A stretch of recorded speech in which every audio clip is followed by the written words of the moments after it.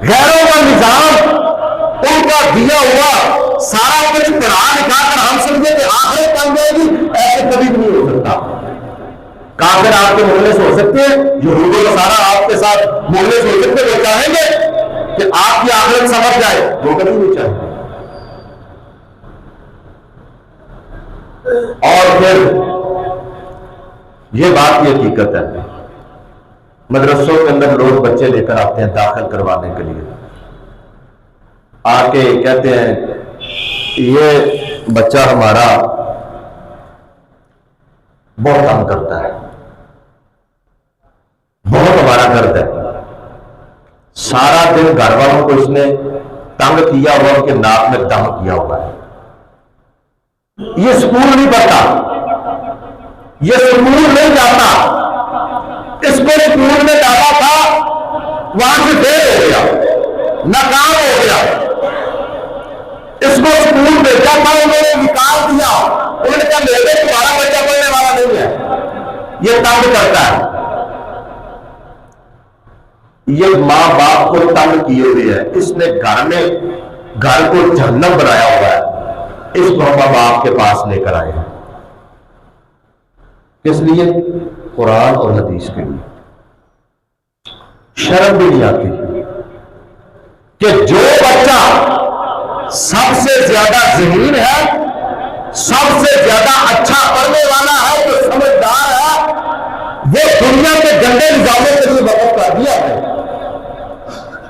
وہ دنیا داروں میں حوالے کر دیا بے دین بنانے کے لیے، اور جو لولا ہے، لنگڑا ہے، جس کے آزاد سے ہی کام نہیں کرتے، جو دماغ کا موٹا ہے، جس نے تنگ کیا ہوا، وہ پکڑ کر مدرسے میں لیا قرآن اور حدیث سکھلانے کے لیے۔ یہ قرآن حدیث سے محبت ہے، یہ کلاس ہے اور یہ حقیقت ہے۔ میں اور آپ ایسے کرتے ہیں، اپنے ذہین بچوں کو اسکولوں کالجوں یونیورسٹی میں پڑھاتے ہیں، اور جو نکلنے ہیں، جو فیل ہے وہاں سے، جو نہیں پڑھتے، تو سب سے زیادہ معاشرے میں ہمارا درد ہے، وہ مدرسوں میں بھیج دیتے ہیں، اور مدرسے میں اگر 2 4 5 7 مہینے گزارنے کے بعد نہ پڑھے، پھر سارا مسئلہ مدرسے پر گراتے ہیں۔ فلاں مدرسے میں ڈالا تھا، پڑھا ہی نہیں، ہمارا درد بن گیا، یہ ہو گیا، وہ ہو گیا، اللہ نے ہمیں نہیں بھیجا۔ اور یہ مدرسے، یہ ذمہ دارے جو آپ کے بچوں کو مفت تعلیم دیتے ہیں، آپ کی آخرت بنانے کے لیے، اللہ اور رسول کی پہچان کروانے کے لیے، رب اور رسول تک پہنچانے کے لیے 1 روپیہ اور 1 پیسہ بھی آپ سے نہیں لیتے کہ بچے کی فیس جمع کرواؤ، بچے کی وردی کے لیے پیسے دو، اس کے بیگ کے لیے پیسے دو، آج کتابیں نہیں ہیں، آج کاپیاں نہیں ہیں۔ یہ مدرسے تو آپ کے بچوں کو کتابیں بھی مفت دیتے ہیں، پڑھاتے کیا ہے؟ جو آپ بچوں کو 16 سال کروا کے ایم اے کرواتے ہیں نا اپنے بچوں کو، وہ اس تعلیم کا عشر اشیر بھی نہیں ہے جو تعلیم مدرسوں میں، جو تعلیم مدرسوں میں پڑھاتے لکھاتے سمجھاتے ہیں، یہ دنیا کی تعلیم میرے کو 10واں حصہ بھی نہیں ہے،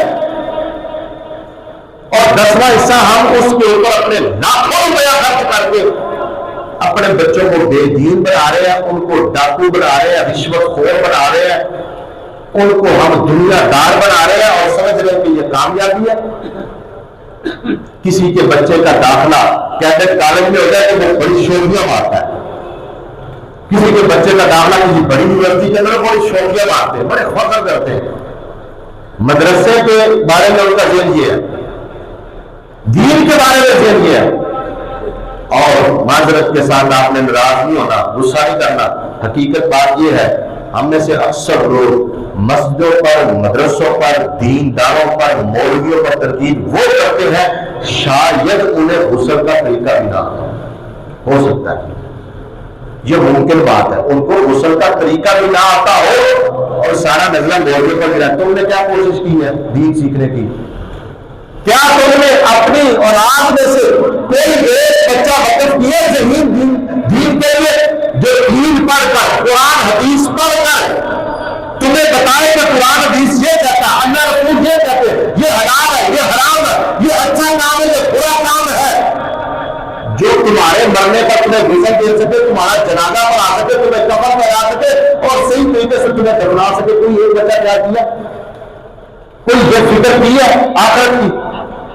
یہ فکر تو تمہیں بڑی ہے. اس کو دکان ڈال دے, اس کو کاروبار چلا دے, اس میں یہ چلا دے وہ چلا دے. جس چیز کا ذمہ اللہ نے اپنے ذمہ دیا ہے وہ اس کے پیچھے لگے ہوئے ہیں, اور جس بات کا رب نے ذمہ نہیں دیا اس کے لیے ہمیں فکر نہیں ہے.